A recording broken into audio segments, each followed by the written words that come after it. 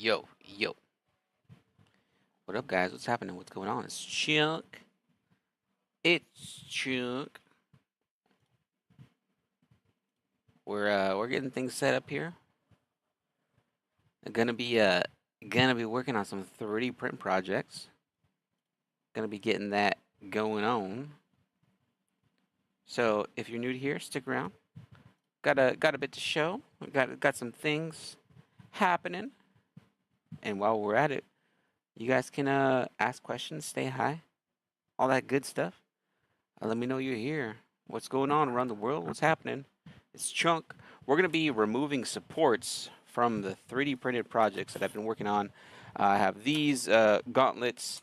I have some Batman pieces that all need the supports removed. And then I'll give these pieces a quick spritz with some gold. Um, so yeah, we're gonna be doing that. Just setting up a couple little things here. Where's my filters? I need to turn off the chroma keys because it's blurring out some of the image. It's blurring out the shadows. I don't need to blur out the shadows. You guys are just looking at the 3D prints up close. So I got this. I got some Batman pieces in these boxes here that we're going to be removing supports of. We might be gluing some together depending on how many pieces we have set up.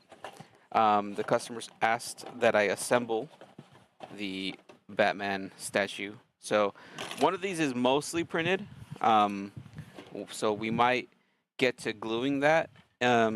Might, just because there are a lot of pieces to go through, and I'm actually printing two of the statues. Count 'em dos. We're gonna go through a couple of my favorite tools to use when it comes to working with this. So primarily, I always use some pliers to go ahead and reach and grab all the little bits. Sometimes little bits stick onto the prints, and then you can go ahead and use your plastic nippers. Usually come with the 3D printers. You can buy your own. These are my OG. They're my favorite nippers. I got these with my Ender 3.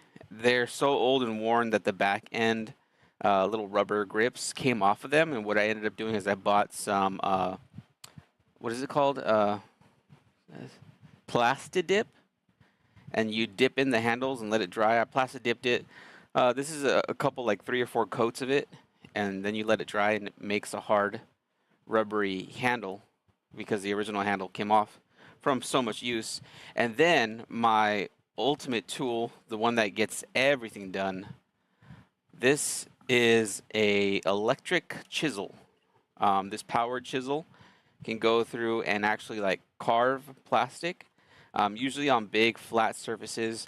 If there's a lot of remnants and a lot of steps from the 3D print, I'll go through with this, shave off a bit, which you may see depending on how these supports are moved. I have 4 of these, so we're going to go through, start ripping things off. I need a trash bag. Let me see what I got here. I got a little bin.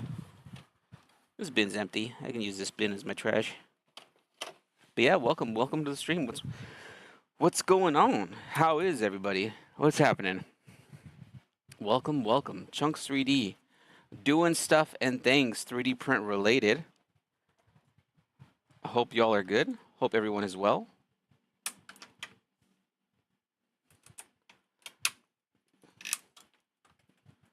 This plastic is PETG. PETG has a higher print tolerance as far as heat.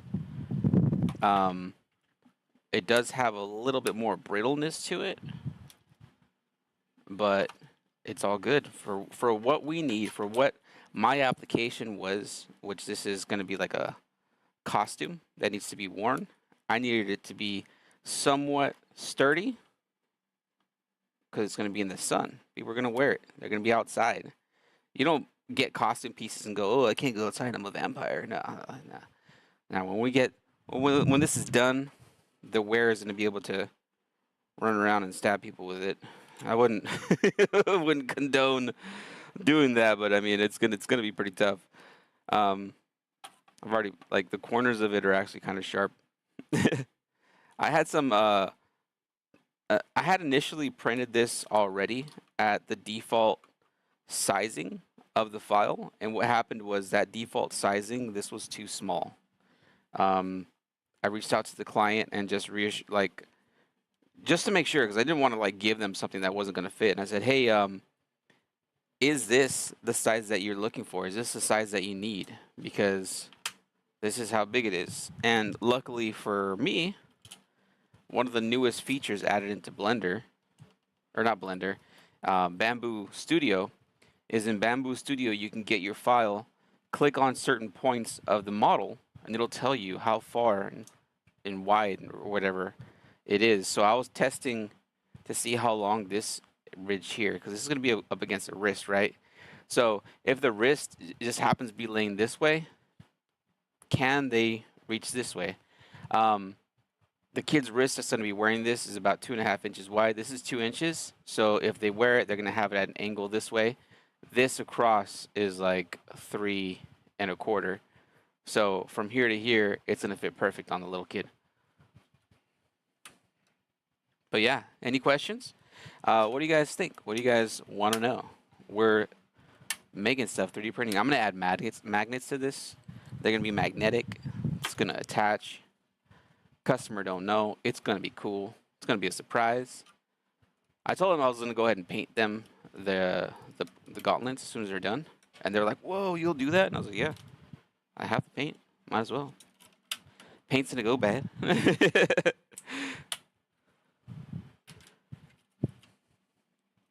Removing supports is kind of the fun part, because then you can see what's underneath.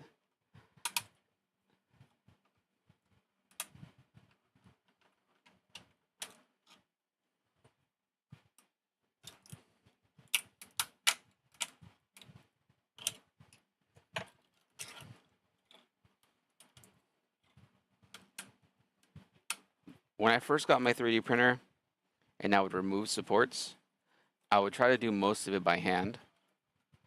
Now I'm a little bit more cautious doing that, because plastic can be sharp. And if you're pulling and yanking on something that's not moving, it's not budging, and then you start over gripping it and you add too much pressure and you slip, guess what? You're about to cut your hand. And yes, plastic can cut pretty bad. It's not like a paper cut, it's definitely worse. So that's one thing to be careful of. I remember last time I cut my hand pretty bad with the supports when I was removing them. I ended up seeing a TikTok where somebody else was removing supports on their print, and they do a cutaway. They were squeezing and they go, and then like they do a cutaway, and then they go back to like what they were doing, and then they had a big old band-aid on their on their thumb. And I was like, yep, it was gonna happen. So like this right here, I'm not gonna muscle it too much here at the end. I'm gonna get this with the tools. This is on there pretty good.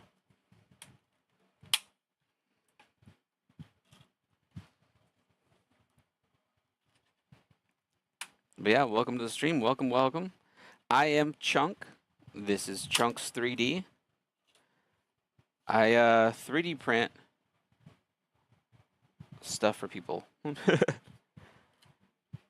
I had a client come up to me today with a new design that they want for a car part. So I'm going to be designing that. If not today, tomorrow. So you may or may not see the design process, just because they wanted to keep it secret. They actually didn't want to tell me what it was for at first. The most I can say is that it's a car part, but I can't say what part of the car or what it's for or whatever. But yeah, like they're pretty excited about their design. I'm excited to get work, so it's a win-win.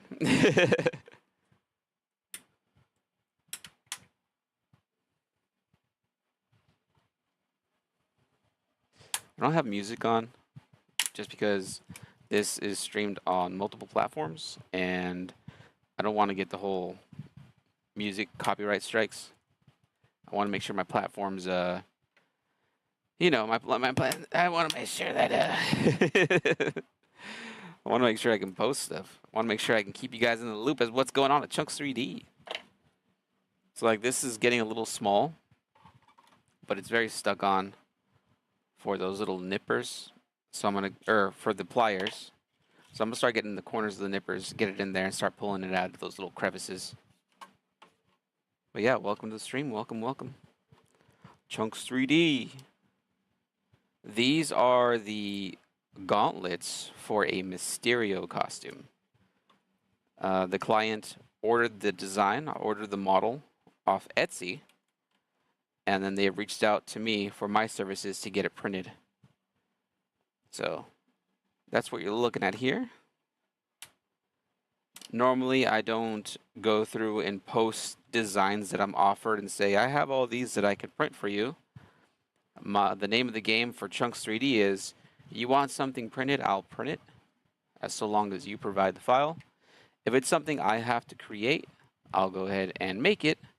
I do, offer the whole, if you find it online, I can print it for you, or I can look for you for a design.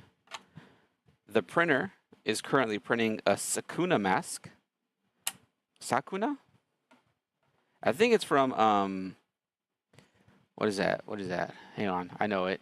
Jujutsu Kaisen? It's that mask. Once we get some of this area cleaned up, I might show you a screenshot on screen of what it looks like. But you can go ahead and see the printer starting to go and do its thing. Getting that mask started. Might pry this up with this bad boy. So this electric chisel, when I first got it, it didn't do what I wanted. And that was pretty much user error. I've never used a chisel for the life of me, let alone a reciprocating electric one. You can hear it buzzing. This, as soon as it gets pressed against an object, you hear that? Let me see if you can catch it on camera. So when this gets pushed back, you can start feeling it bouncing back and forth. So as soon as you apply pressure, that bouncing back and forth just chips away at whatever you're trying to cut. Now, the tip, I guess, was dull when I got it, and they do that on purpose, and you're supposed to sharpen them. I didn't know that. I was trying to use a dull, whatchamacallit, for the longest, and I was like, man, this thing kind of sucks. Then I learned you got to sharpen it. I went to WonderCon on Saturday, or not WonderCon, I went to TwitchCon on Saturday, and while I was there, I was talking to a guy, letting him know about Chunks 3D, right? Because I was there to promote the channel. And he started bringing up that, oh yeah, he works in some sort of manufacturing industry where they do a lot of CAD stuff and this and that. And he was talking about the different plastics and his gripes. And one of them was, oh yeah, like once you use this certain plastic, you have to try to remove the supports as soon as possible because the supports end up kind of fusing to the final product. And I told him, I was like, I've had that happen before since I print a lot of with like ABS and even like ASA sometimes. And he's like, yeah, like anything nylon, it just fuses, it just gets stuck. And then I told him about that tool, and he was like, what? I never heard of it. And I was like, yeah, this thing's a game changer, especially if you work with those high temp, high strength materials. Even though they're very finicky and very, like, I don't know, just tough to work with, that tool can go ahead and help, especially in that aspect. The other thing, of course, when it comes to being able to remove supports from objects like that is just adjusting your support settings. I didn't want to get into all that with that guy. I mean, that guy's a professional. He knows what he should do. Or he should know what he's doing.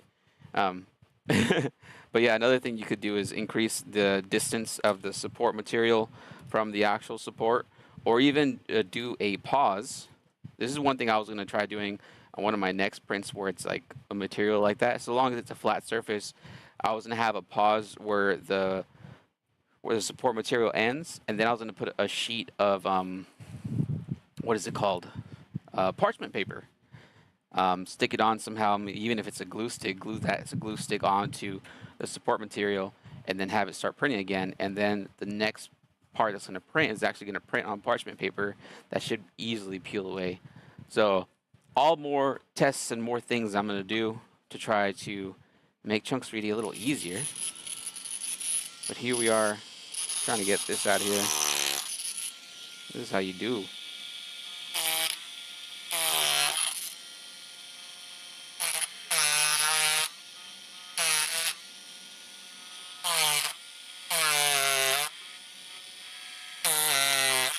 Just going along the edge of the edge of that little support piece there. I want to shave it away without cutting into the actual piece.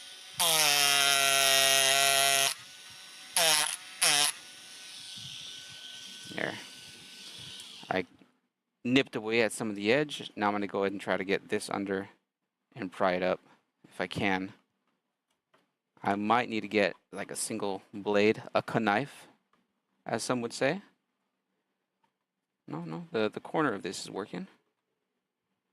Come on, come on. Just slowly, like the old school can openers, just rock it back and forth. There we go. One's done. We have another like 7 more.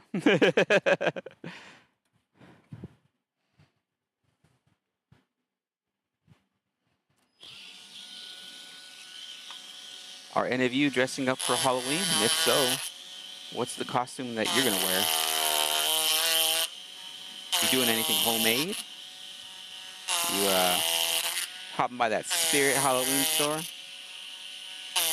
I actually still haven't gone to one this year. I've been wanting to go to one, see what they got. And it's funny because now that I 3D print professionally for myself full time, I go to stores like that and I go there mainly for ideas. I don't really like buy some of the products because I go, I can make that at home. I can make it. Oh, Skilly Boy, I can make it. Skeleton hands, I can make it. So, yeah, it helps get the creativity going, and then on top of that, for me personally, it helps me practice 3D modeling software. Because when I get an idea that I want to go ahead and do, sometimes I want to do it from start to finish. I want to do the model, and then of course the print, and then the paint and finish. Sometimes it is very nice to get the model provided to you, but the issue with finding models online is sometimes the models can be broken, and broken can mean like, I don't want to start throwing big words out, but the vertices and are facing the correct way on the model, or they can be overstretched and overlap amongst each other. And when the 3D print software reads it, it doesn't see it as a solid object. It sees it like hollow. Like, so even though you can systematically see the 3D object a certain way, when it goes to read it, the 3D printer goes, oh no, this surface that you're looking at is so thin, it's pretty much transparent and doesn't belong there. So I'm going to go ahead and omit it, and it just removes it from the 3D print entirely. So that's the one thing that kind of sucks when it comes to 3D printing and finding models online, is you never know what you're going to get, especially like paid models. You want to make sure that you get something that's good, and you won't know until you get a file. For the most part, there are some creators out there that when they make files, they'll go ahead and provide support, and you can email them directly and say, hey, I tried printing your model and this happened, and they'll go ahead and revise it for you. Other times you might be able to revise the model depending on how complex or how simple the fix would be. Like, for example, I got some keychains from a company called STLFlix, and the way that they had the keychains mount onto the designs were so thin and so like brittle that even after printing with, I mean, you couldn't, there was nothing you could do to change the setting to make it stronger, because no matter what, the wall itself was probably thinner than this. And I remember seeing online, they were like, just increase the wall count. It's like, well, if you increase the wall count, this size object, this thin of a piece of plastic, can't get any thicker. That's just the size of the model. So they completely messed that one up. I went through, adjusted the hole, and I also emailed them. But what I ended up doing to add like just more stability to it is I used these little screw-on hooks that I use for Christmas ornaments, and I just put hooks in it instead of using the provided holes in the model. Those little metal hooks melt into the plastic, so they're pretty sturdy. Here we go. We're gonna go ahead and clean this area up. I don't know if you can see all that extra support that's there. I use this tool, chip away at it. It is very noisy.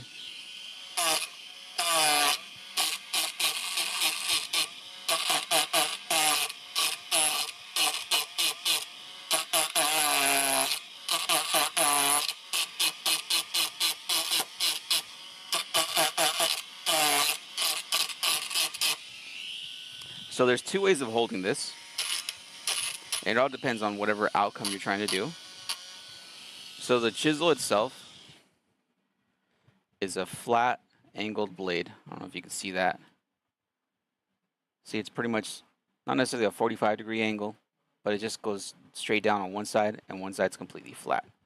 Now, if you have the angle, not this one, but this one, and you're chipping away at something this way, the chisel isn't going to dig into the object. It's going to kind of want to ride up and out. Now, if you want it to dig into the object and go down, you might do it this way. This one goes straight down. So depending on what you want to do, how deep you want to cut, that's the way that you hold it. For the most part, you want to hold it like this, so you can just kind of like nip away at things without digging too much into the object. It does make it nice and smooth. If it's a flat piece and I just want to like make sure that there's no flat things on it, I'll lay it completely flat and then use it like that to try to like just clean up any edges or any rough edges here. So we're going to go ahead and do that to this side as well. You can see it.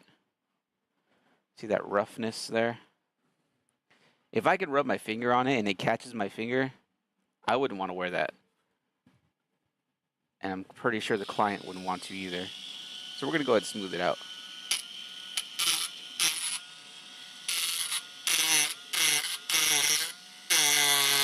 You can see the pieces of plastic flying off of it here.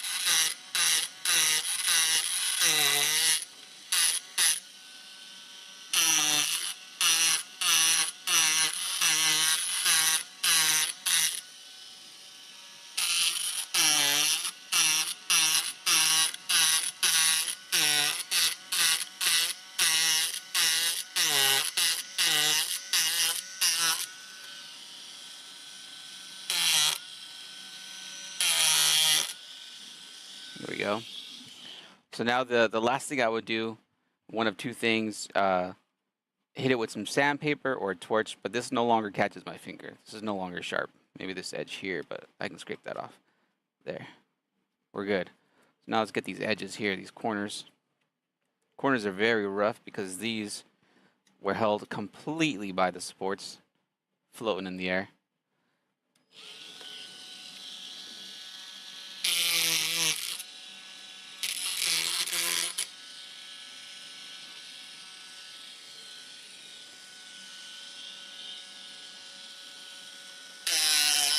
Trying to figure out a good way to hold this here. Let's put it on the table.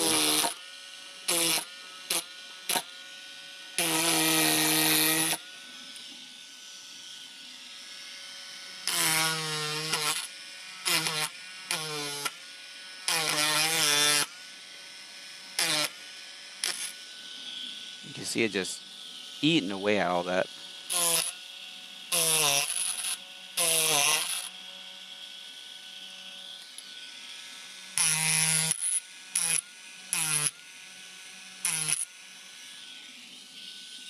All right, let's try to cut off some of it with the nippers here.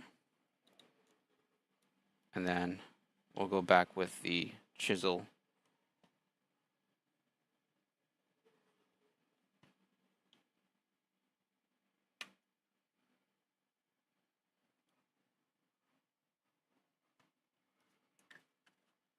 If I get out of frame, let me know. Sometimes when I focus, I bring things close to my face.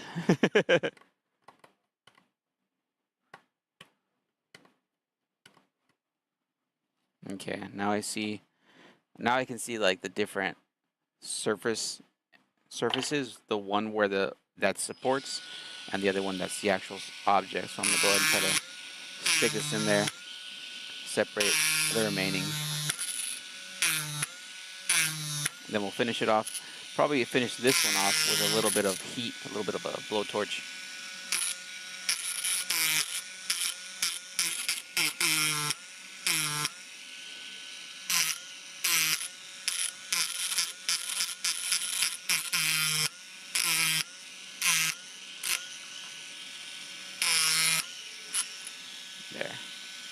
that's going to be smoothed out with a torch, or even like a hot soldering pin. I have a special one specifically for 3D printing. It has a flat iron on the end. I set that to the temperature of where the glass point of the material, where it starts to melt. Then I'll slowly just press it up against the 3D print. The only downside of that is depending on what you're trying to flatten out. If it's like a wall on an object and that wall is thin, what's going to end up happening is every dip where the wall isn't supported by something, it's going to start sagging. So you need to be careful when applying heat to 3D prints to try to smooth them out. That's just, you know, just what happens. Fire melts. Let's go ahead and try not to let it slide wherever it wants to go. Okay. This one, way better than this. Let me try to do this one again. Gotta get all them bits. Come on.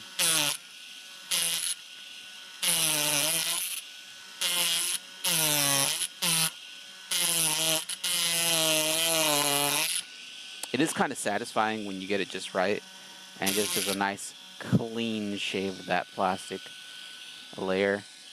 It's like, ooh, I did it. We're gonna try to get this area here, get underneath this support.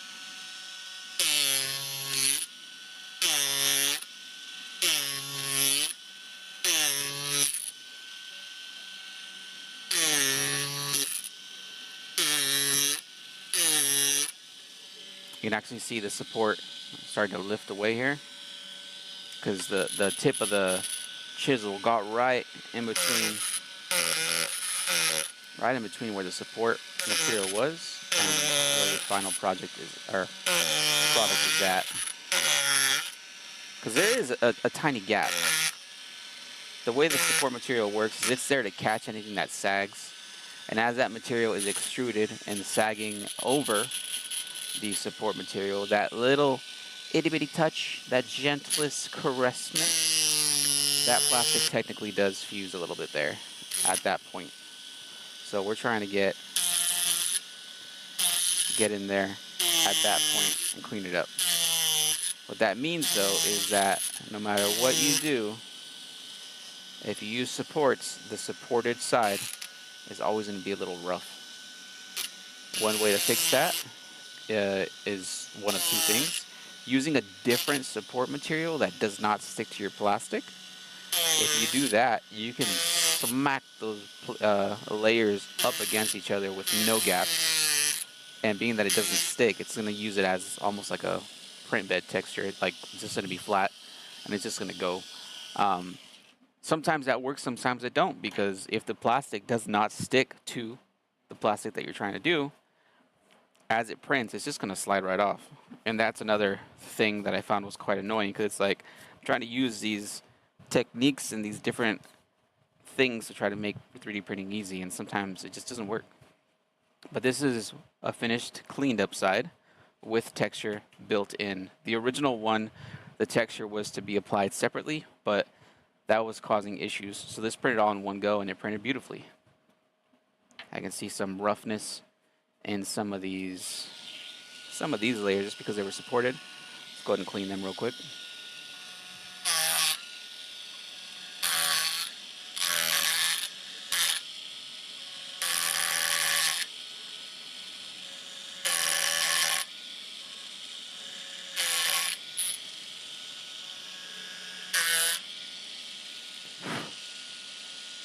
This side's looking good. This side. Just a teeny tiny bit.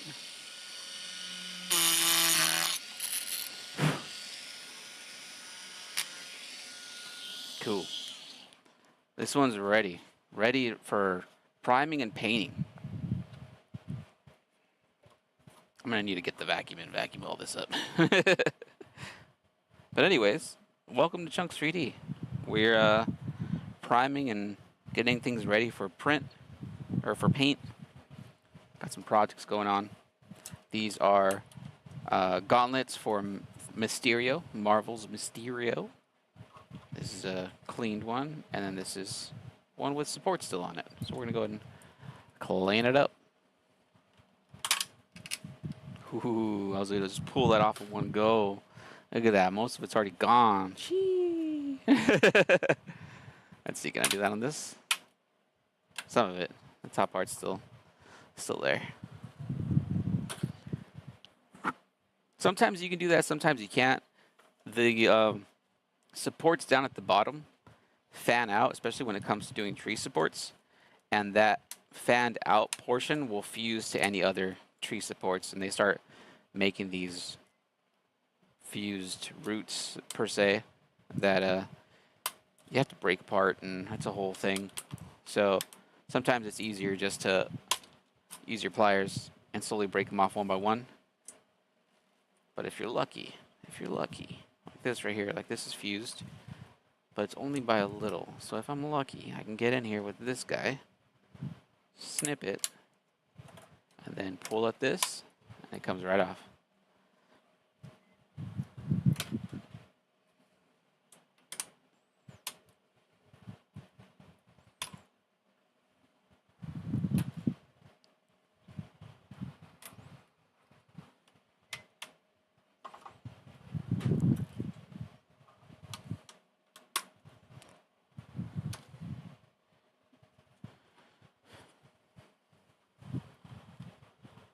So do you guys prefer coffee or energy drinks when it comes to getting your caffeine intake? I know I saw some TikToks where they're talking about, oh, you Americans, everything's caffeinated, everything's caffeine this, caffeine that, and it's true, it's in our sodas and beverages and whatnot. But like, when it comes to getting your caffeine on, what do you guys prefer? Soda, coffee, energy drinks? I went to TwitchCon and there's a company that made energy chews. Each little Starburst chew, an hour later looking chew, had 75 milligrams of caffeine in it. And the first one I tried tastes like battery acid. It burned. It was the most sour, most tongue irritating thing I've ever eaten. Now I do have like a sensitive tongue when it comes to eating sour stuff. Like my tongue will kind of swell and whatnot. But man, I ate that sour thing, and I was just like, you know, it's not the caffeine that's waking me up; it's the pain. My tongue hurt. It was not an enjoyable experience. I was glad it was over relatively quick. I guess because of all the stuff that it's made with, it dissolved very, very easily. So it was, you know, maybe a minute or so and then gone. And I was like, okay, thank goodness. Because if it was like something hard, like a Jolly Rancher, I would have been like, nah. I can't be holding this thing in my mouth for, you know, 20, 30 minutes until it fully dissolves. So no for me, dog.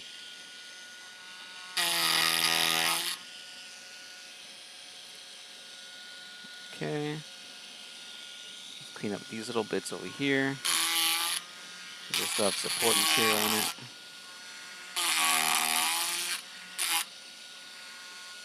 Sometimes with these small areas, I'll stick the corner in, use that chisel and just kind of pull them up, pull it up.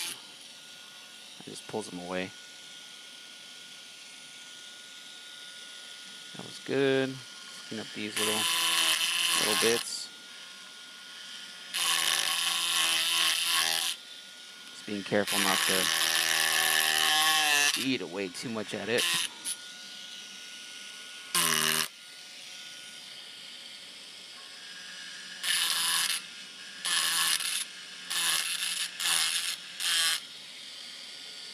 Another thing I like to do to clean up the edges of little things here and there is I'll use a Dremel. I'll just find a different bit that fits into the area that I'm trying to clean up. Just put it in there. The thing with that though is you need to make sure that you don't have it spinning too fast, because this is plastic. A lot of 3D print material, especially if it's FDM, is plastic. What happens to plastic with a lot of friction? It melts.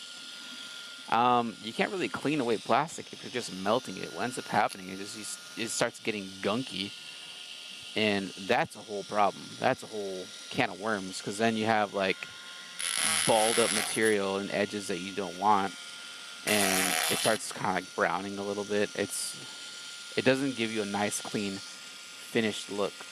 So you need to make sure that if you are sanding something with electrical equipment, especially 3D prints, you have to do it on a relatively low setting. A lot of sanding that I do, I end up doing it by hand just to try to avoid that issue.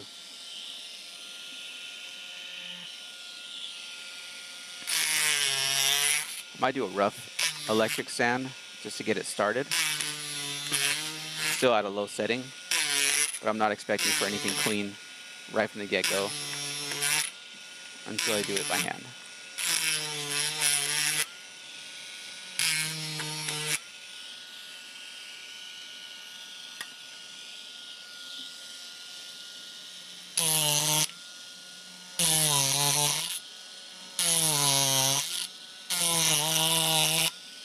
Nice. It's like peeling a potato. These edges are crazy sharp.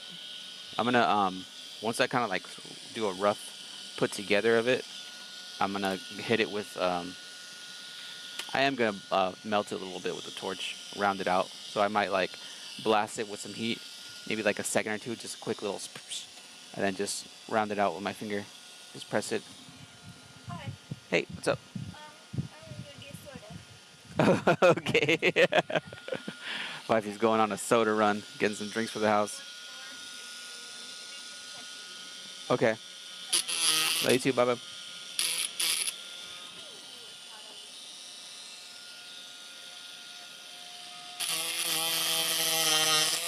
Clean up these edges here. Go back to this corner.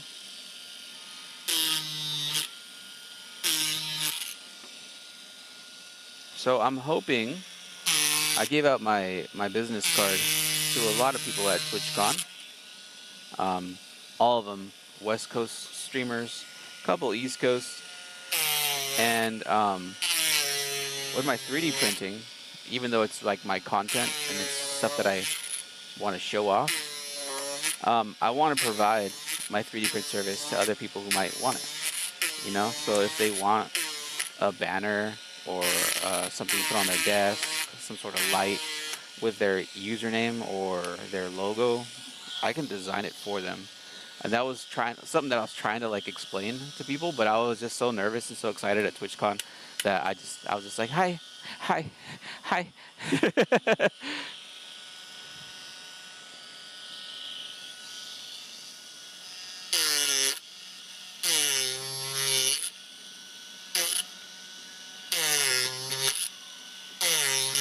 So, I don't know if you can see there.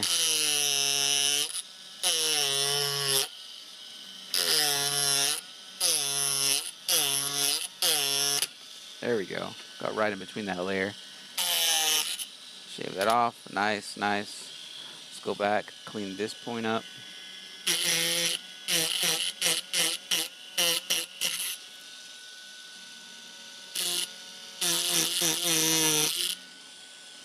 There we go. So you can see it's relatively sharp.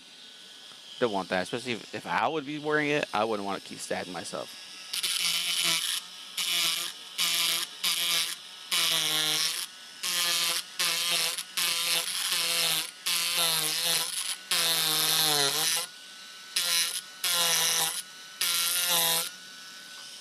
Remember, when using any sort of electrical equipment, such as this, always wear some sort of safety. In this case, safety glasses. This thing is flinging off plastic left and right. I've actually gotten hit in the face a bunch of times already with all these little pieces of plastic. I would not want to get one of these pieces of plastic in my eye. No way.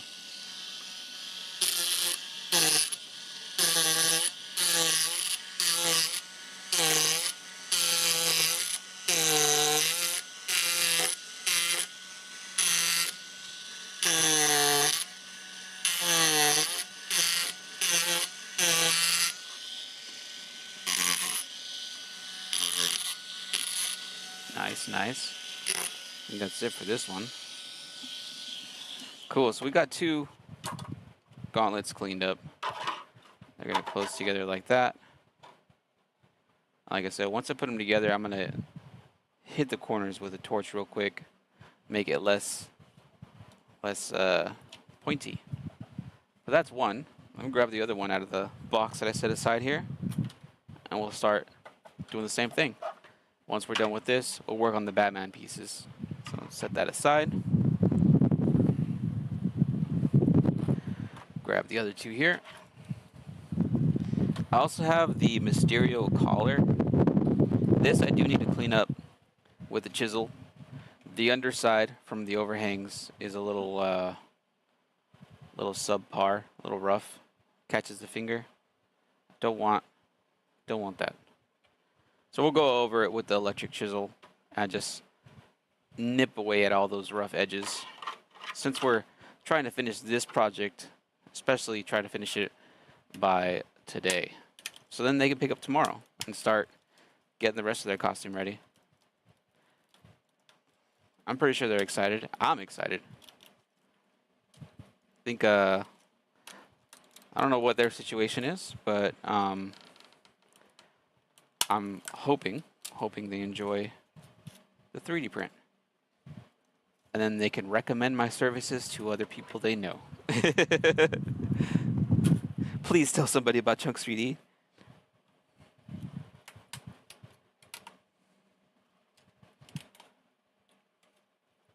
Again, this is literally the same model, just printed twice.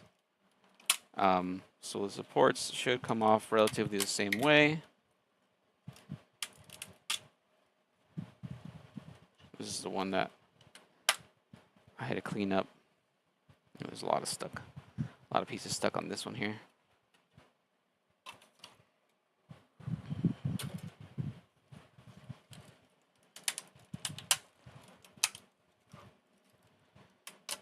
In doing this print, this particular model, the slicer software updated, and I think that did something with the build plate first layer, because this one doesn't seem very well extruded. Normally the first printer layer is not, it doesn't have gaps in it. Can you see those gaps?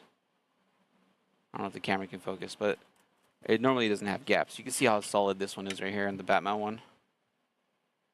It's supposed to be like this.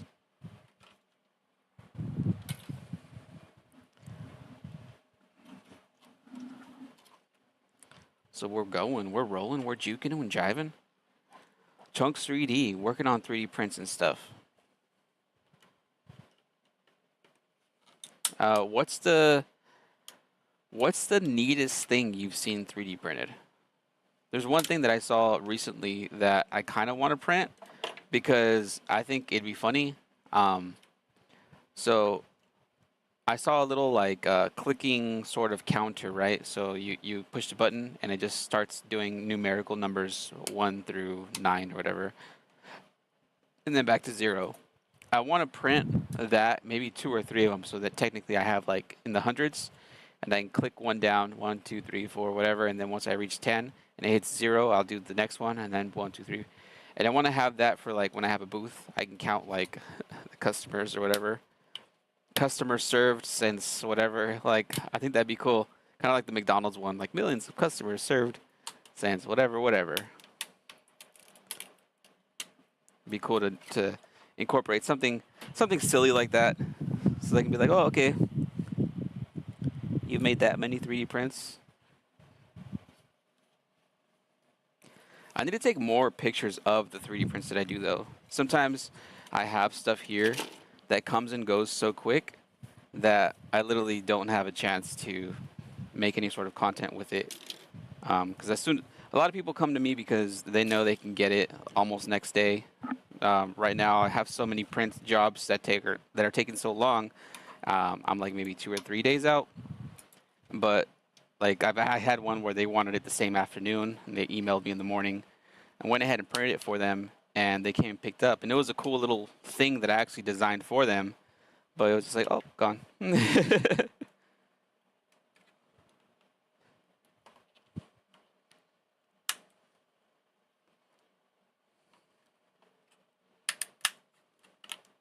Let's go ahead and rip this off here. Using the pliers to get these pieces off. There we go. That was a decent chunk. Chunk 3D. Again, in the bottom corner, or the top corner, whichever platform you're watching this on, that is the Sukuna mask from Jujutsu Kaisen. It's gonna go over one eye, I believe. Let's go ahead and get this tool in here and just wiggle this out. Oh, yeah, that did it. There it goes. I have to find those pieces on the floor. That's one thing that kind of sucks about 3D printing is, as you can see, this stuff kind of flies everywhere when you're hacking away at it. And not having an actual dedicated shop or a garage, I find little plastic bits like on the carpet, in my socks. And again, they are sharp. It's like getting a rock in your shoe. You're just like, oh, ugh, there's something. Oh, it's plastic. I can get it.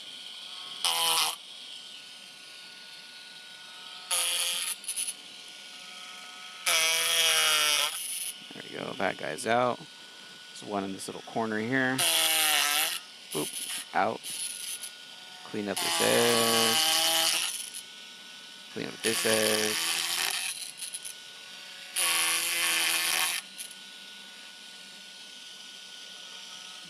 Then I have to fish these out.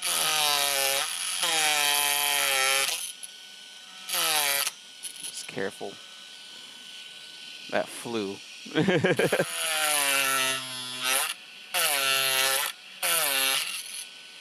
Again, I don't want to get any of this like in my eye, but also like I want to make sure I don't have this stuff flying around the house here.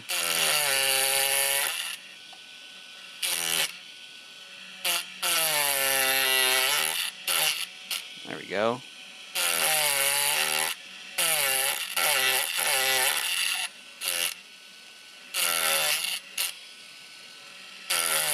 Nice. Let's get it. Make sure if you're stopping by for the first time, introduce yourself. Chunks 3D. Cleaning up some 3D prints.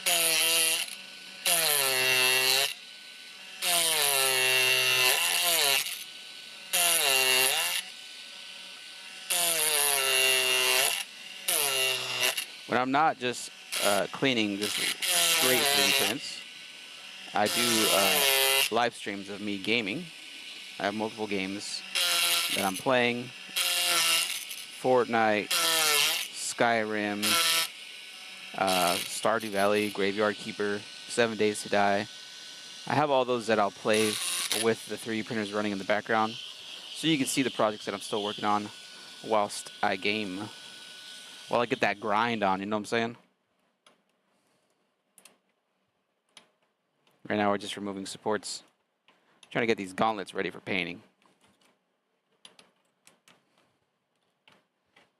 I was playing Skyrim earlier, and I was like, should I stream this? And I was like, nah, they can wait.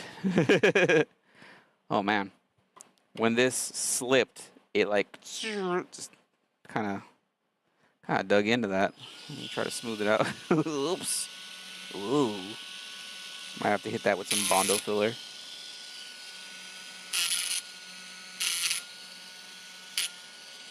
Normally when I'm about to paint, I always spray everything with a filler primer because it helps get rid of the layer lines. So then the overall painting looks nicer. So that actually should get rid of that scratch, that scrape that went across it. Now we just got to get the bottom bits on this one.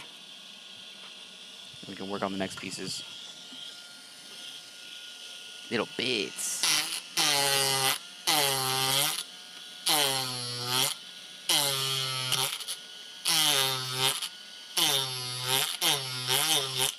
Actually, I might be able to just boop. Now I can eat away at the little bits.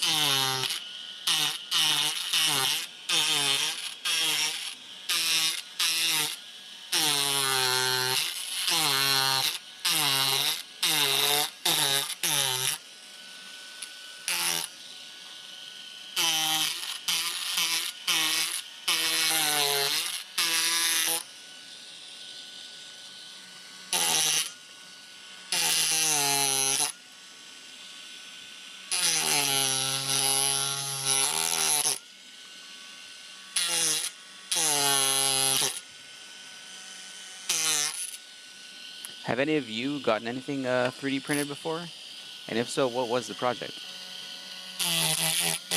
There's being that I provide this service, especially for locals, a lot of them are interested in it because they've never done anything like this before.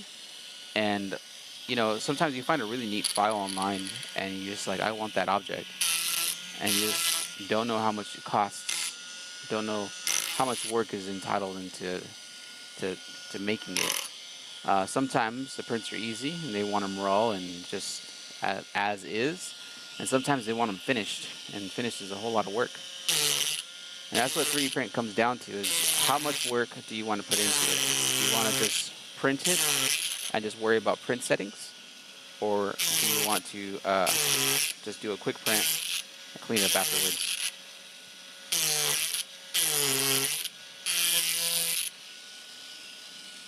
Like a lot of those little TikTok knives and stuff that you see, a lot of them are just printed as is. They don't do any sort of finished work other than clicking them together to assemble them.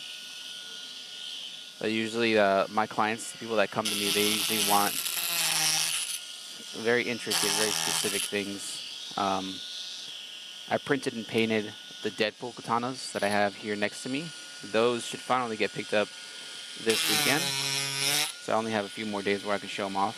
But those I printed, and then I assembled, and then I hit with filler primer and Bondo track filler, and then I painted, and then I sanded, and then I painted, and then I sanded, and then I painted, and then I finished with a clear coat.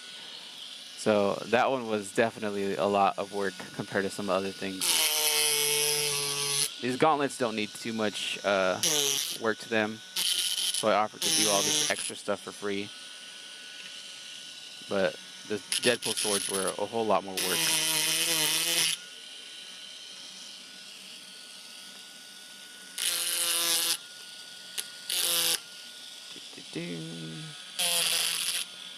Clean up these rough edges here. Get to this corner. Go ahead and get this.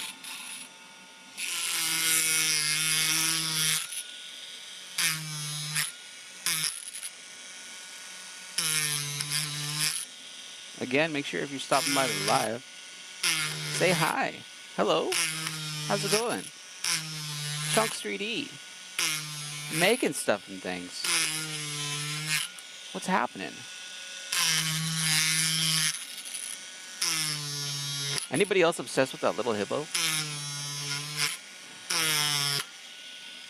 Pick me hippo or something like that? Hang on, I think my phone's ringing.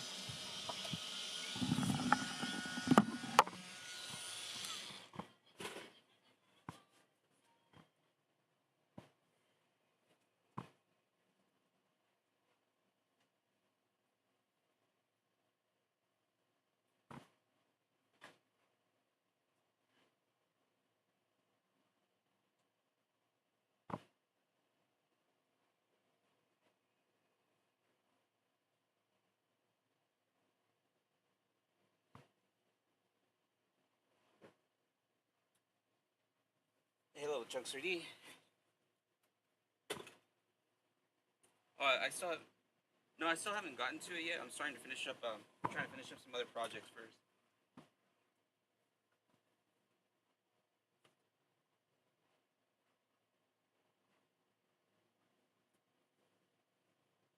Yeah, because that's what I was kind of getting to, when I was asking if you're gonna be around and whatnot. Just because I have a few days out worth of work that's being printed that I'm trying to finish first before I get to your project.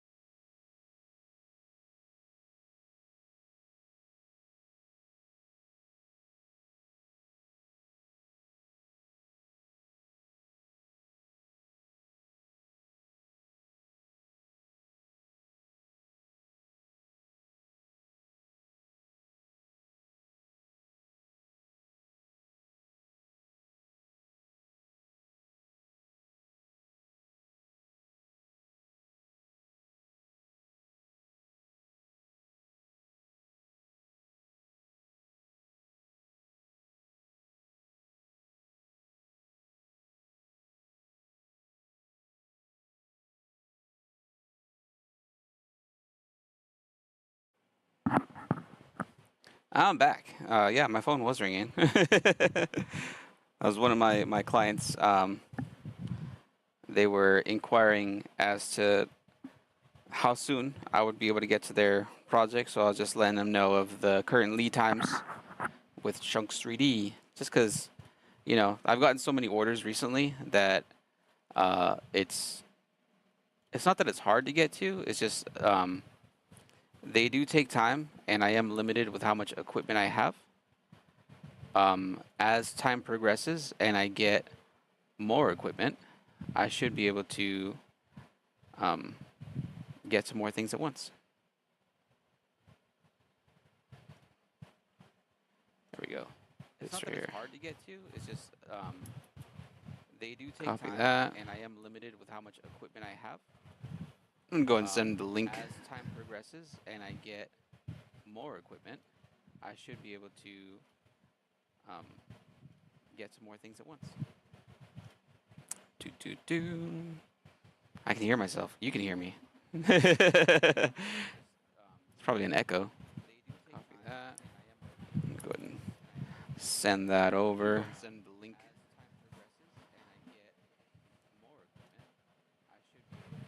I should be able to mute that. But yeah, so we're cleaning this up. We're getting rid of all the edges here, because like I said, all those edges, all those rough parts, you don't want to wear that. So we're gonna go ahead and get it off, get it going, get it cleaned up. So then when the customer wears it, it'll be comfortable. This is for a child's costume. They want to dress up as Mysterio. So I will be painting these gold and adding some green on the inside to go ahead and make it wearable. And like I said, we're adding magnets to it too. The magnets are going to be so they can just kind of snap together, clip, without having to use any sort of like bands or any sort of like cordage to go ahead and put it together. So we're getting that all situated for the customer for that particular project.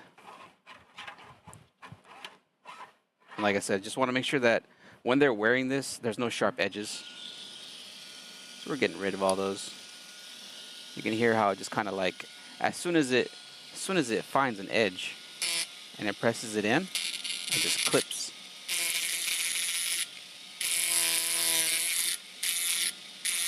It's up to you to determine how deep you want to go. Again, once I get it to a nice consistency, I'll go back over it with a little bit of heat, and then just press any raised edges down with my finger, and that'll go ahead and make like round out any rough edges here.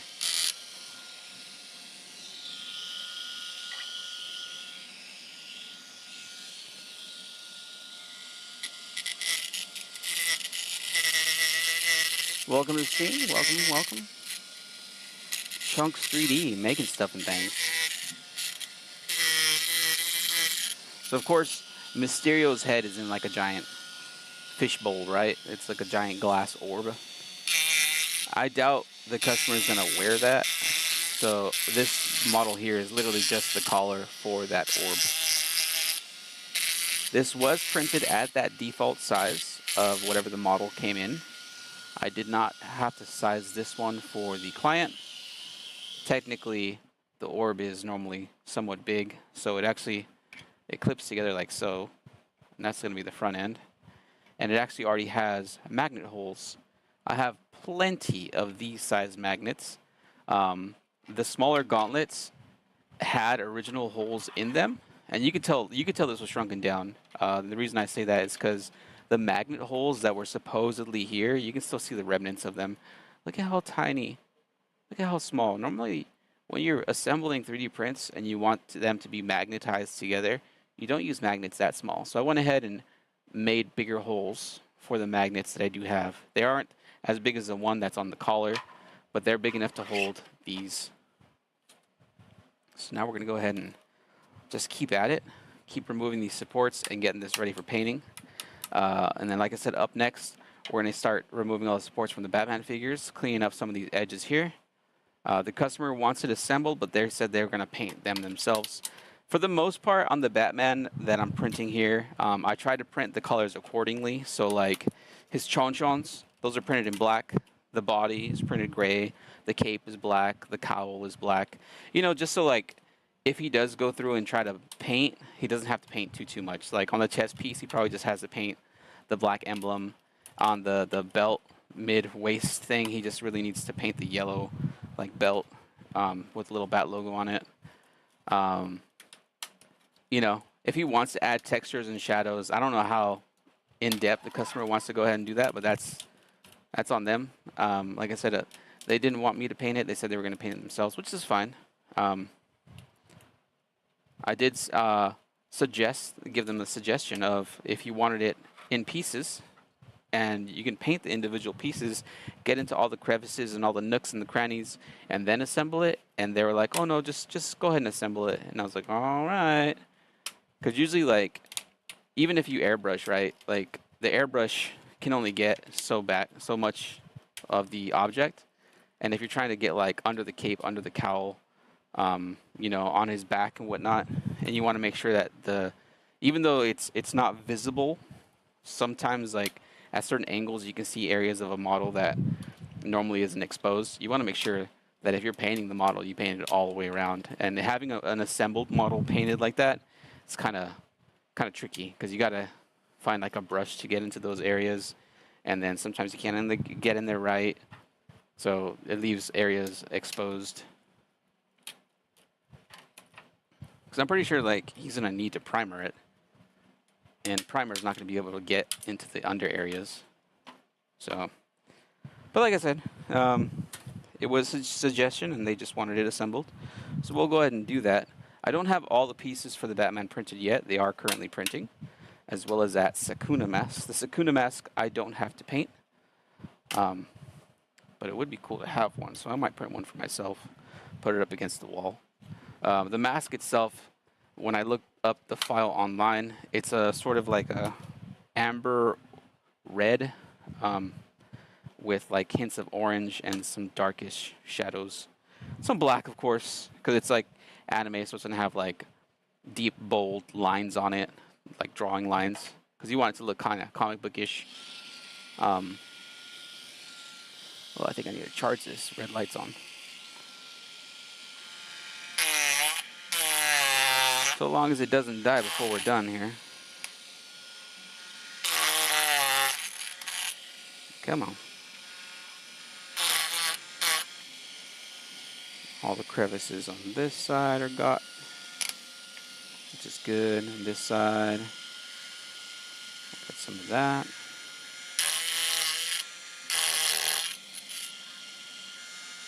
Get some of this.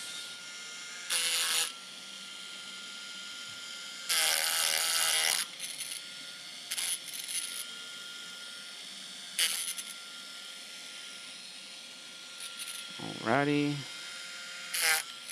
And now we just need to get these edges here. These are the rough sizes. This is where the tool comes in clutch. So I'm getting it here. I'm just getting in between.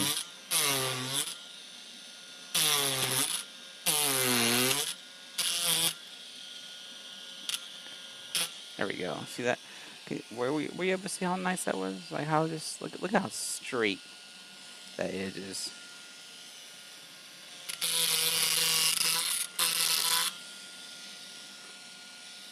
Got this interior inside here.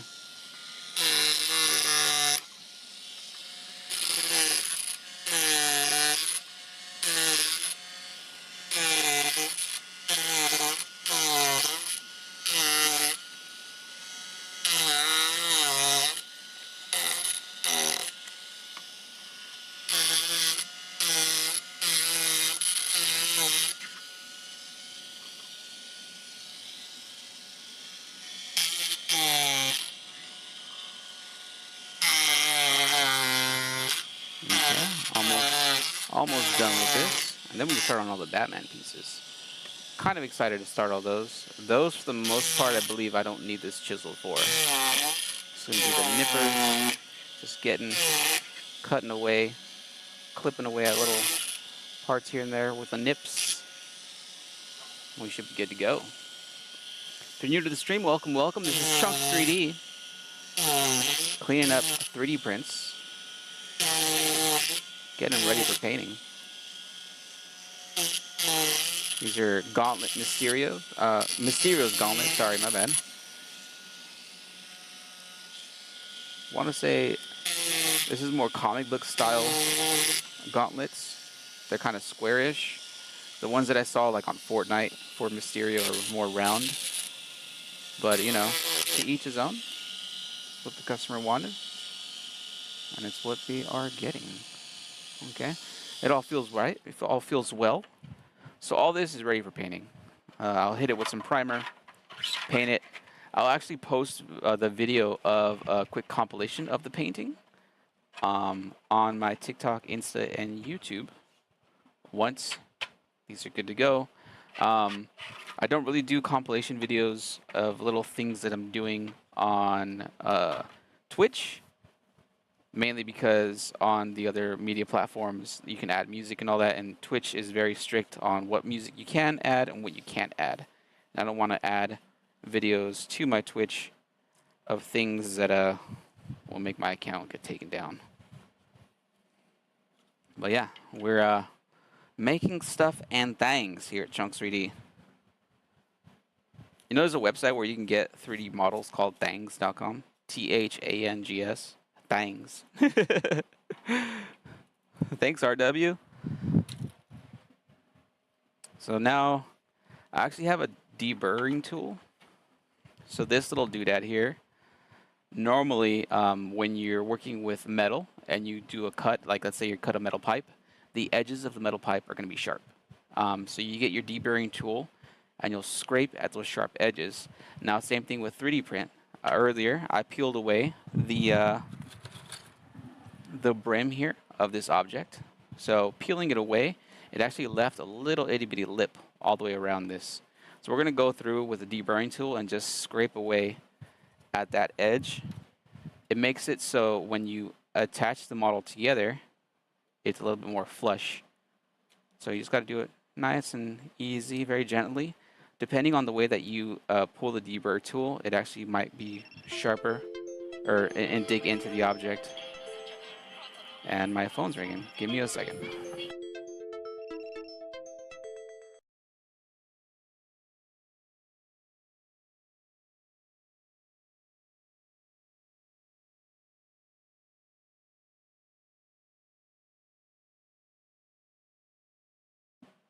That was wifey checking in.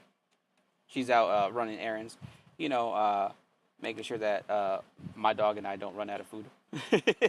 So she's like, hey, you guys good? You guys need anything? And I was like, let me get some hot Cheetos. And I was kidding. Yeah, this deburr tool, I didn't know about it for the longest time. And maybe the first like 6 months of 3D printing, every time I removed support material, especially like brims, because when you would print on the Ender 3, almost every print needs brims to be able to stick onto the build plate. And I used to use like an X-Acto blade, some sort of knife, to cut away at this. And I actually cut myself a few times because it kind of slips, you know, depending on how hard or how soft you're pulling and, you know, how attached this lip is, you know, you can hurt yourself. So once I found the deburr tool, oh man, it's definitely saved my life. We'll go ahead and using it on this edge here. This edge had a lot of floating round areas. We're just slipping them away, getting them off here. What we'll end up doing is, but when we spray with spray filler, crack filler for painting, it'll go ahead and fill in all these cracks here for this. Well, this part of the cape is done. Set that aside.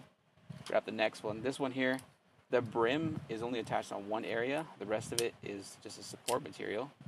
It's gonna just peel away. we're good on that. You can see that it has a flat edge here. Most likely this flat edge is going to connect to another piece of the cape. In the end, this thing's going to be just kind of like a giant puzzle. There's no instructions on this puzzle other than looking at the original image of the file. And like I said, the customer did want this assembled for them. They said they were going to paint, but I did try to help out a little bit by painting different parts of the model in the colors that they should be. So like the cape, the cowl, the torso, that's all like black. The chest piece, the arms, that's gray, as well as the base. The base is gray. And then this Batman model is actually standing on top of the bat signal.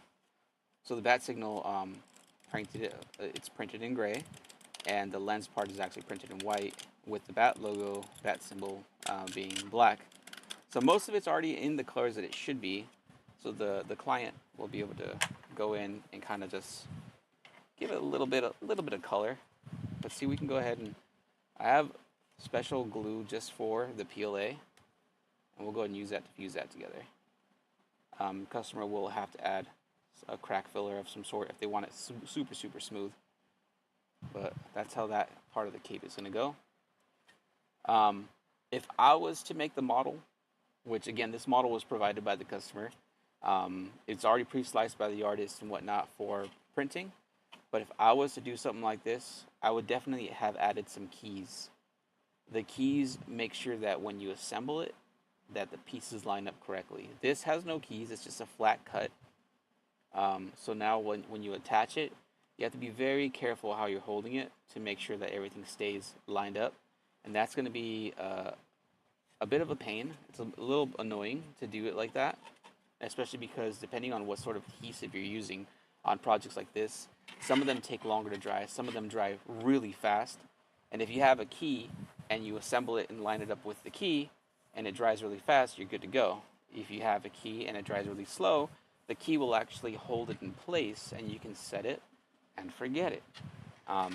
If it doesn't have a key like this, you're going to have to sit there holding it and babysitting it until it's ready to go. This one didn't look like it needed support when it printed. It just printed a big old piece. Is this part of this? Yeah. So you can kind of get a sense of scale as to how big this model is going to be by the cape. So this is like the bottom portion of the cape here. Some of it. So you can see how wide it is. This is about 9 inches wide. And this is the bottom portion. It's gonna have 2 or 3 pieces above it. And then of course, Batman standing there, ready to fight crime. Ready to hang out with his best friend, the Joker, because you know. Let me tell you about my best friend. So we have a whole box of pieces here for the Batman. I use these boxes. They're free, and I just kind of use them to store things. And then, of course, if I have to ship something out, I have boxes for it.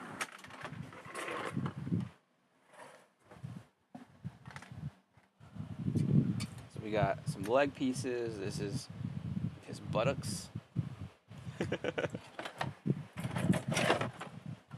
Top part of the cowl, or the cape. This base doesn't have any support material, so actually it has a little part will fish out right there. Another part of the base here. Again, once we get a lot of this like cleaned up, we can start assembling. And that's if we have all the pieces good to go.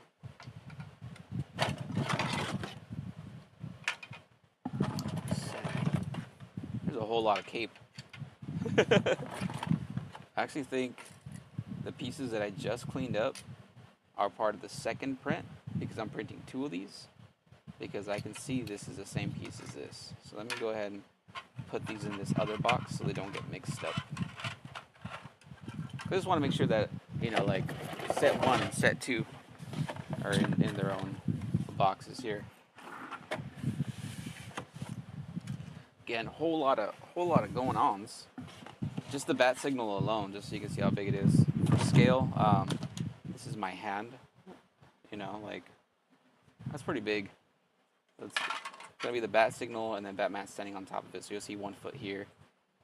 The bat signal is actually printing, along with some more base portions of it. So before I start kind of squeezing and kind of crushing and trying to break with my hands the support material, I actually want to use tools. Reason being is some of these pieces, even though they're not like super thin, like this per se, I don't want to just squeeze at this and in hopes that this is going to snap off. I want to get the pliers and pre-break these pieces and then twist them off. Because I've had it before where I was like, cool, I got this piece, and I just give it a good squeeze. And even though it's satisfying to just one boom and done, if you break your model, then you have to reprint. You don't want that. So when it comes to something like this, that I want to be a little bit more careful with it, we'll get the little nips here and just give a squeeze. Just kind of cut these pieces off at a lower point. It also makes it a little easier, because then if you are trying to muzzle something off, it's just going to take off like the big pieces, and all the little pieces that are hanging on to the little detail will still be there, so that you can take off a little bit more delicately. So now that that's, we can kind of go ahead and pull at this. Just kind of breaks off. So now, like I said, now I can go in with my pliers and twist these off, as opposed to just muscling it off, because I don't want it to break. I don't want to reprint some of these pieces. It would take not a whole lot of time to reprint an individual piece, but the amount of work that's involved into finding the piece on the build plate, the original slice or the original model, making sure it was sized right, because I did rescale these pieces because the original model was giant, and getting it sized correctly, and then slicing the print on the build plate and then sending it to print. So that's quite a few steps before getting it to this. Like, if I had to reprint this stupid little hand, it's a whole lot of steps to get it to where I need it to be able to just print. There we go. That came off nicely. Look at that. Again, I gave it a little squeeze right here to break this off before pulling off the rest, because I want to make sure that when pulling underneath the hand, let's say if I was just focused on just ripping this off underneath the hand to get the fingers free, it could have broken these, the little spiky bits on his arm. And you have to be careful when you're taking prints apart, because depending on how much force you apply to some of these things, you can break the prints. Plastic is fragile. It doesn't matter how strong of plastic you're using. When you use enough force on it, you can screw yourself up. So right now I have the tool. I don't have the tool on. I'm just using it as the blade, just to get to the bits. It looks like this part of the hand is hollow. I don't know what it looks like underneath, so I'm just trying to get some of that support material out here. You can see it pulling away. So it looks like the torso is going to slip into this, and this is going to hang over. Usually, sometimes when they cut an object like this, they'll put a key that sticks out, and they'll cut it like straight. But this is not a straight cut. Okay, so you can see it's curved in, and then they added that key, that little square nub. That is, I guess I could say it's unique. This is the first time I've seen a model cut that way. Normally they cut it flush. You'd see a straight cut this way, and then you'd see that. So that's interesting. I guess it helps with the aesthetic of this fitting over the arm. You want it, the wrist pieces, what do you call it, the gloves, to hang over and look like they're actually put on, as opposed to being like one solid piece. And you can probably get that effect cutting it this way. So props to that person for doing it that way. That's interesting, like I said. But that hand is good to go. We'll put it in the box. Well, actually, yeah, because I don't have the torso printed yet. That's currently on the printer. Um, we have the face here. Little hair piece is a little loose. So I'll make sure to add some glue to that one strand of hair there. I'll probably sand a little bit under his chin, since of course he still needs to paint the skin here. You can see the cowl is printed. This is Bruce Wayne. This ain't Batman. This is Bruce Wayne right here. This is Batman. Bruce Wayne, what are you doing wearing Batman's outfit? Oh, I'm here to step in. I'm here to help out. Batman said he needed funding.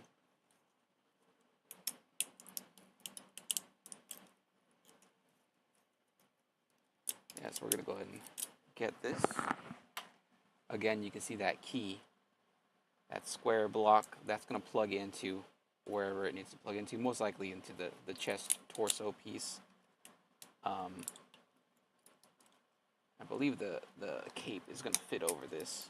So we'll clean this up a little bit and we'll just kind of like plug the two together and see how it looks.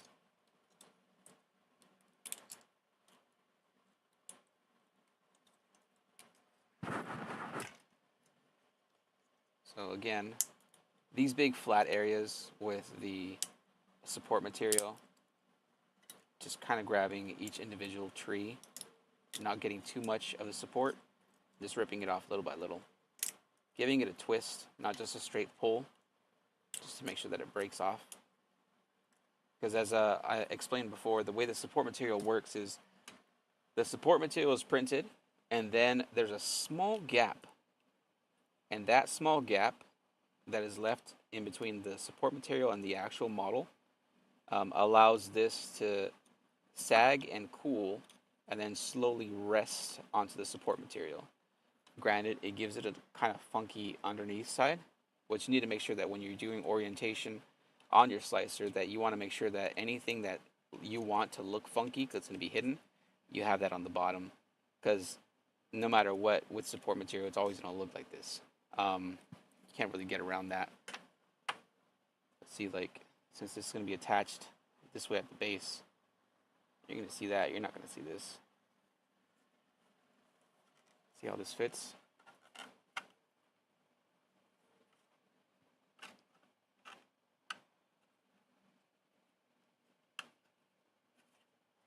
Fits all right.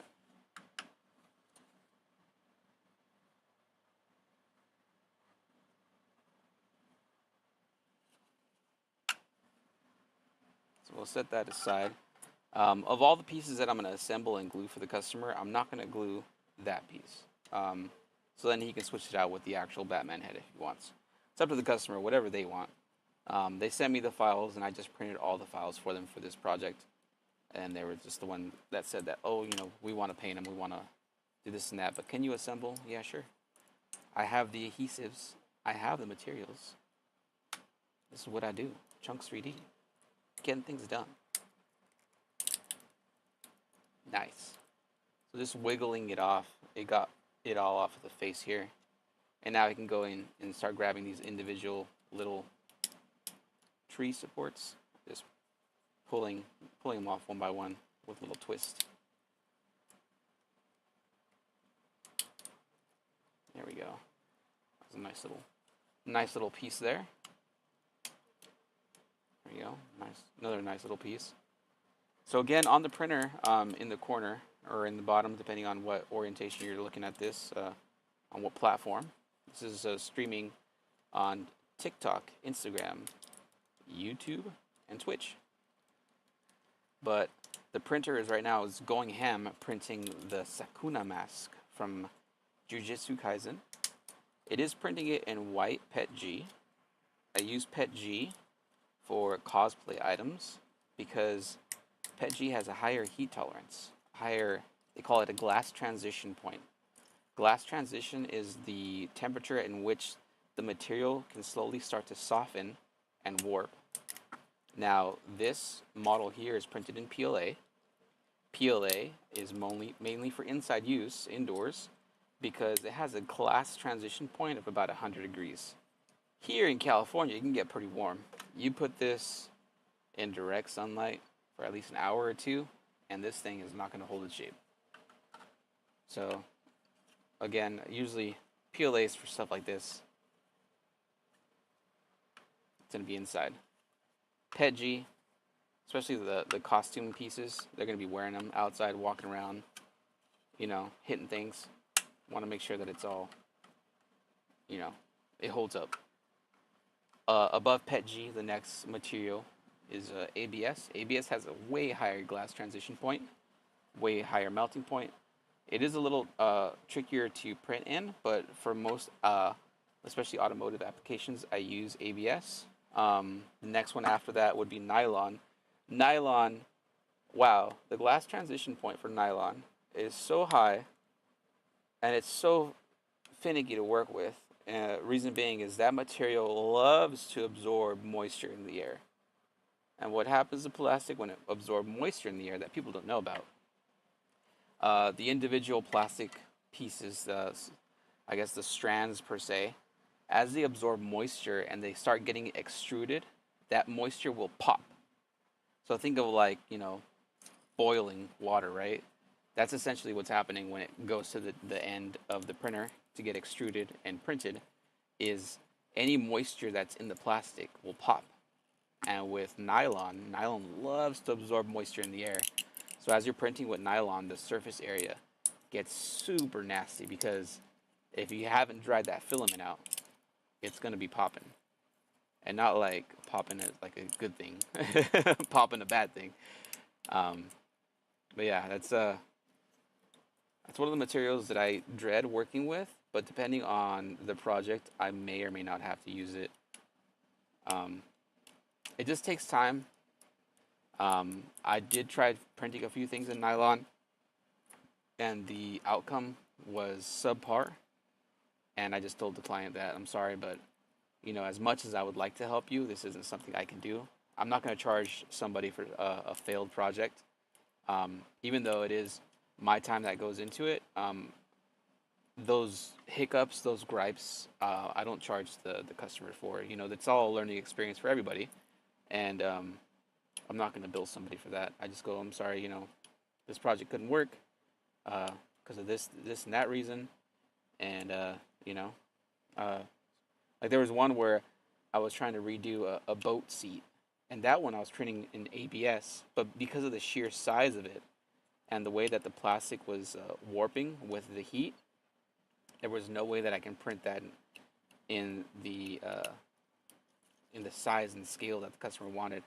So I unfortunately had to tell him that was a no-go on that project. I did waste a lot of material on it. I did end up making a file that I just said, here, you can have the file for free.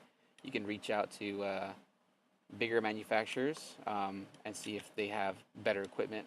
I know I think it's SLA or SLS. One of them is resin, one of them is nylon powder. The companies that have nylon powder printers, that will be able to print that replacement piece no problem. But my equipment, unfortunately, for a boat seat, it was too big. So again, we're using that tool. Just dig at this. Unfortunately, this was oriented the wrong way. I think I might have to reprint this. Like, even though having the texture of the bottom of the boot is nice and silly, this isn't what I want. This side texture. And this is also the support material, of course.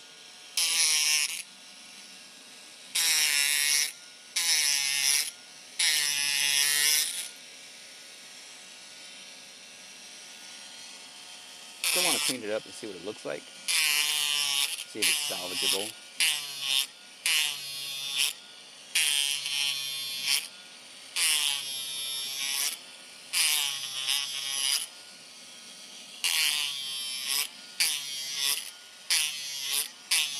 It's nice and easy.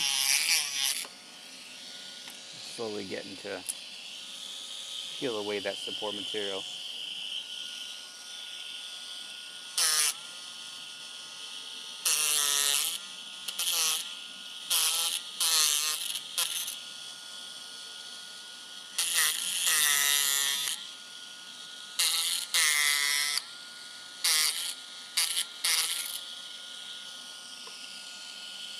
Okay, it's not catching my finger. It looks like that flat area got a little rounded up, which is nice. I actually think if this was hit with some crack filler, or not crack filler, but the Bondo filler, it'd be nice. It'd be alright. It would be doable. It all depends on what the client wants to do. I'll reach out to him and let him know. I'll probably reprint this for sure though.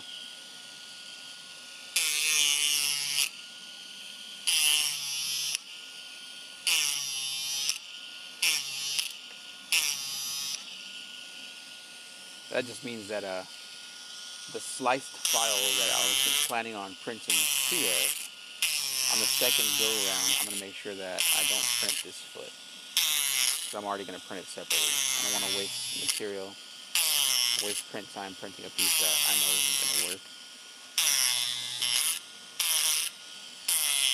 I'm still cleaning it up because I'm already here. Might as well.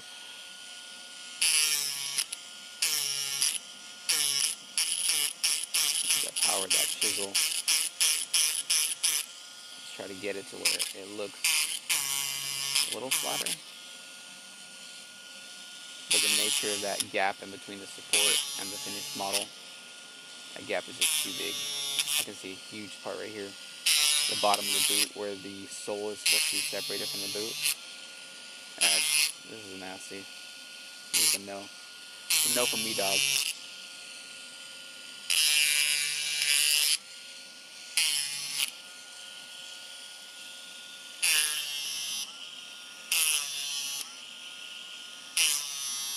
There we go. That's the last bit. So let me show it closer to the camera so you can see what I'm talking about when it comes to the gaps.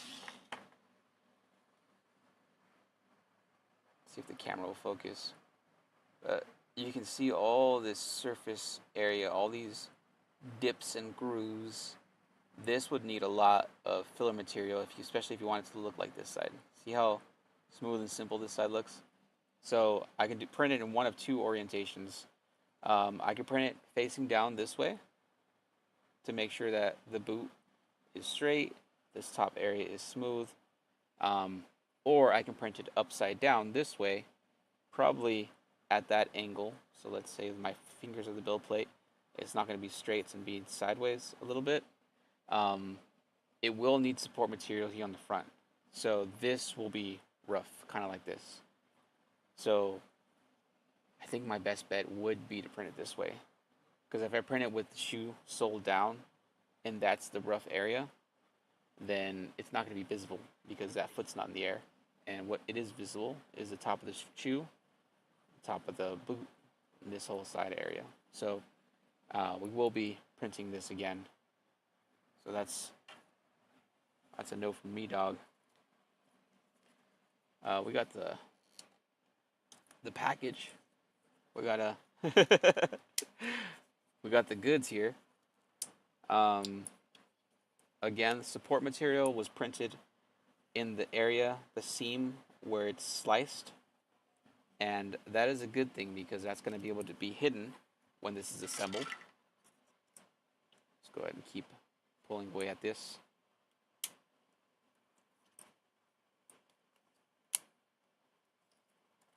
Even these little pouches, like the way the support material like latched onto them, it was just at the very bottom, just to give the printer something to start printing onto.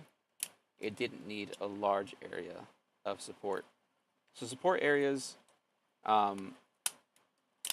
depending on what the project is or what the model is, if you have a very large flat area, that area is not going to look good. And if you want that to be visible on the outside, that's going to be tricky. You're going to have to find out some sort of workaround as to how to make that flat area smooth, especially, like I said, if you're going to want it visible.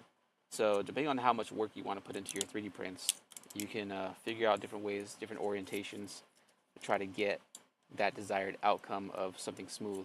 Now, if you don't mind putting in extra work after you print, then you can go ahead and use crack filler. You can use filler primer. You can use Bondo. You can use I've seen people online use like wood glue.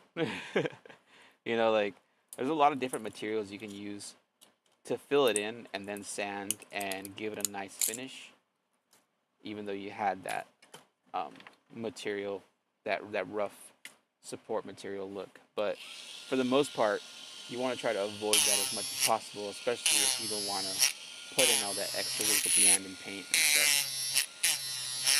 Like if this model was to be left unpainted, yeah, you'd want to make sure that you're going to go ahead and clean up all those edges and have nice smooth finishes on the outside. So that's what I'm going to try to give it to the customer. Nice smooth edges. Because like I said, he's buying 2 of these. I know he's painting one for sure. The other one, I'm not sure. And if he's not going to paint it, I want it to still be a nice display piece. I don't want it to be a project. I don't want to give him something that's like, all right, here you go. Now you deal with it. You know, like if he wants to put it up as is, I want it to still be visibly appealing. So that's what we're going to go ahead and do here. So I'm going to go ahead and reprint that boot. I'm going to do it on both models, just to make sure that it's the, you know, the ease of work, you know. I'm not giving people issues. I'm not giving people things that they have to deal with. I want to give people nice products, nice 3D prints, something that they can tell their family or friends about. Hey, I got this at Chunks 3D. So just cleaning up some of the rougher edges around here. So yeah, that's a decent area here. Nice overall print quality, nice smoothness. You can still see the layer lines, but at, you know, if seen from a distance, those layer lines are, you know, the least of your concern. It's pretty minimal as far as like the overall surface that you're gonna be looking at. Like this here, this is gonna be the outside facing towards you. The bat signal is gonna be here. This is gonna be facing towards the back, and it's also attaching to another piece. So any of this support area that's a bit rough, if it does have it, we're about to find out. But if it does, it's not going to be visible, which is all right.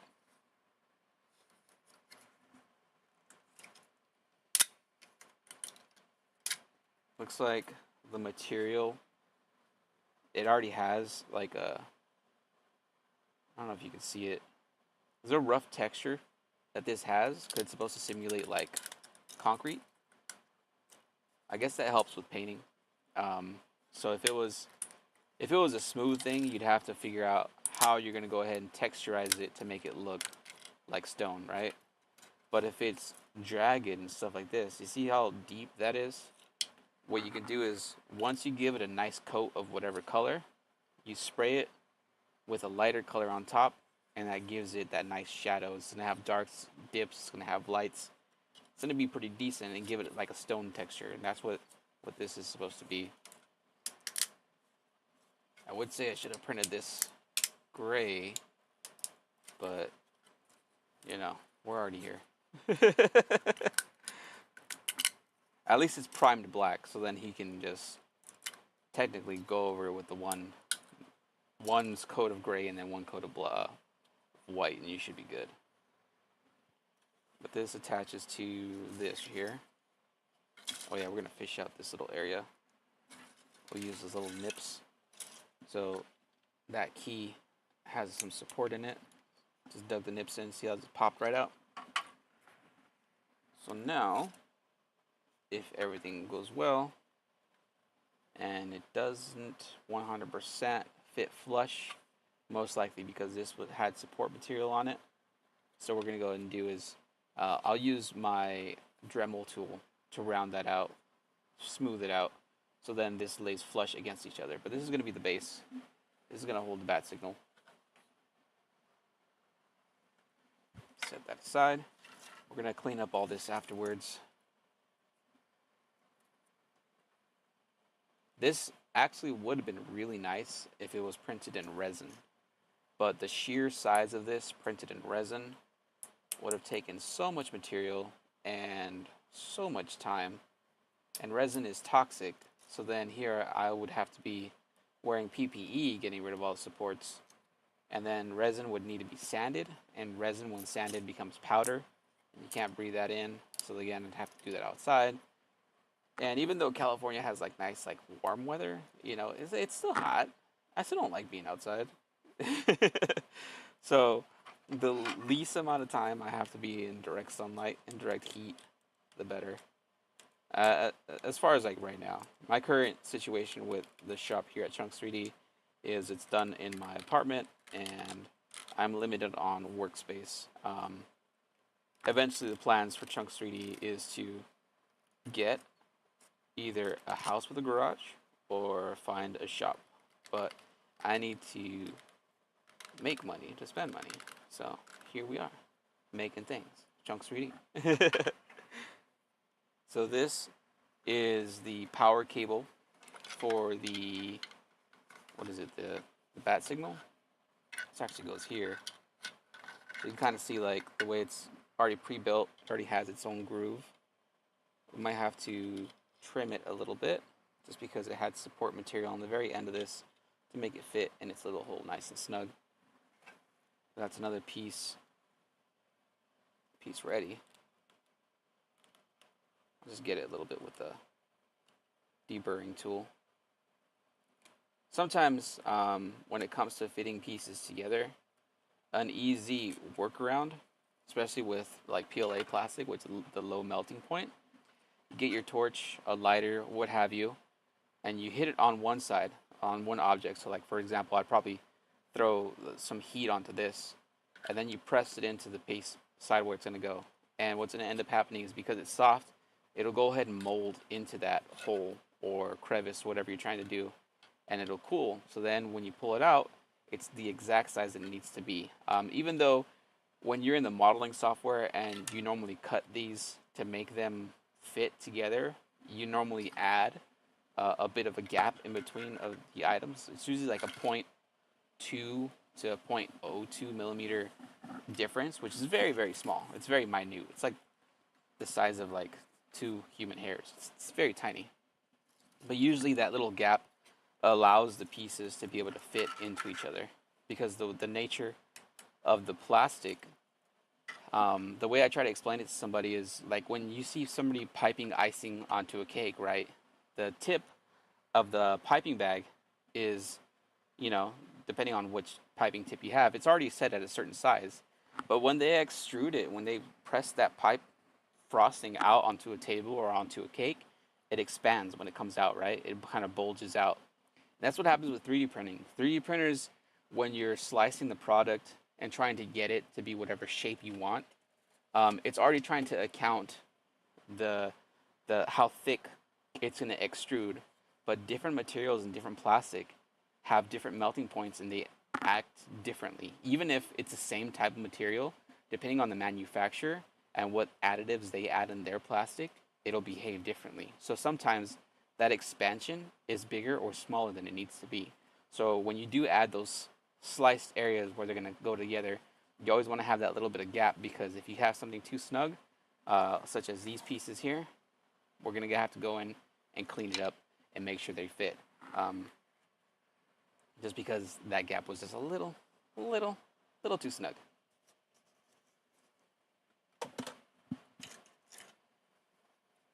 We got another piece of the cape here. This one looks like we can kind of break away most of it with our hands. Our hands. I mean, my hands. Talking about myself in third person.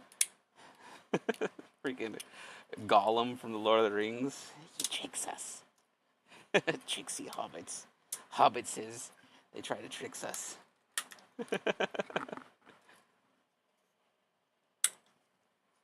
There we go.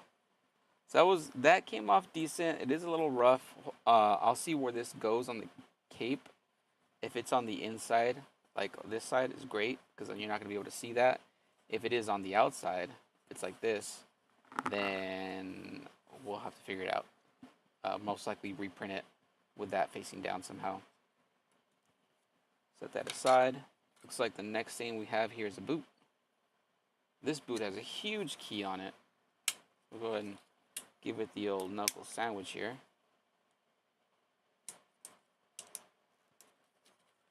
Fortunately, my dexterity, my hands, I can't just do it with one hand. I have to do the old double squeeze here. But it looks like this one,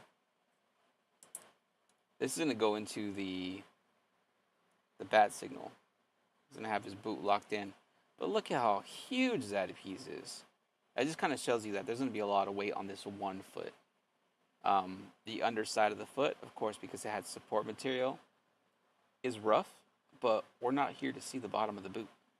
So that's okay. Like I said, the other boot we're going to go ahead and reprint because of that thing. We don't need to see the bottom of the boot. We need to see the other pieces. So we're going to go ahead and fix that.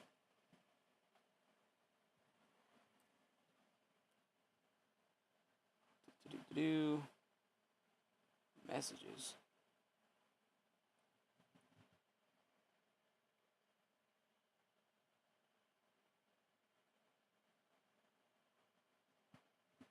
Okay. So we'll clean all this up in a bit. Looks like we have a hand and one more cape piece to clean up.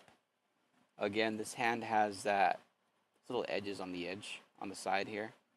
And we're going to go ahead and get at it with the nippers and nip away at it because I don't want to pull it and have it break those pieces. So let's give it a little squeeze, a little twist. Come at it at another angle, a little tweeze, a little twist. Pull it away from those little delicate edges, because I don't want to damage those. Those delicate edges are the most careful pieces I have to look at here. It looks like I got them. We'll cut away underneath the wrist.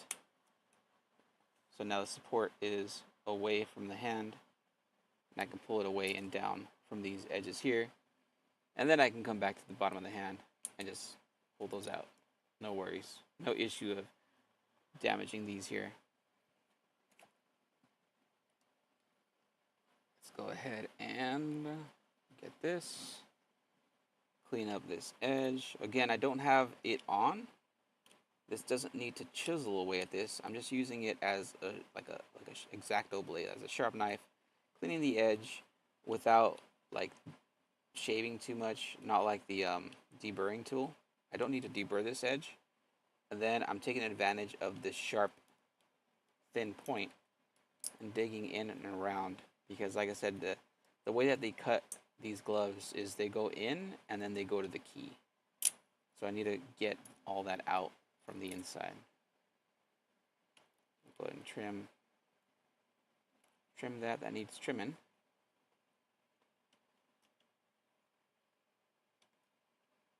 Looks like we got it. So again, the support area was underneath here. This supported area is fine, leaving it as is, because it's not going to be visible. It's going to be pressed against something else, and you're not going to see it. Underneath these, because this was supported, it is a little rough. I'm not sure about going in with any electric tool. I might just cut at it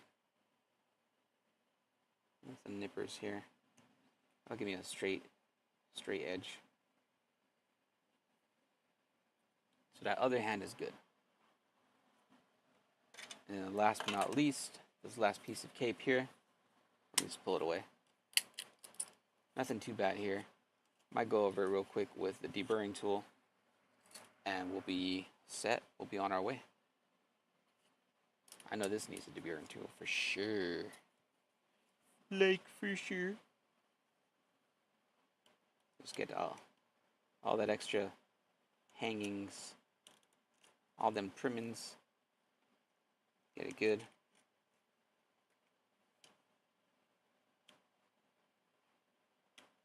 So the rest of the pieces for this particular model are still printing. The one model alone is going to take 2 days to print, which is why, not that I'm behind on printing, right? I have jobs to keep me busy, but I keep getting new jobs coming in, and you know, I do have to explain to them that there are people before you. There are things that are currently printing and in the works, and I will put you in line. For the most part, I don't charge anybody until I begin their project, so I'm not going to send you a bill before I even begin, especially because when it comes to 3D printing, I want to make sure that I guarantee a product for a customer. I'm not going to charge you for something and then go, oh, can't do it, too bad. No, I'm going to make sure that I can get to it and make sure that I know that I can print it before I bill you. So that is Chunks 3D. So that's all we're going to do today. I'm going to give the gauntlet sprays a little bit of a gold spray, and that's going to be it, but I'll do that off stream. Those that stop by the stream, I really enjoy you guys' company. I do appreciate any love and support that y'all do. Hope you guys like the channel, give it a follow, and I'll catch you guys in the next stream. Later.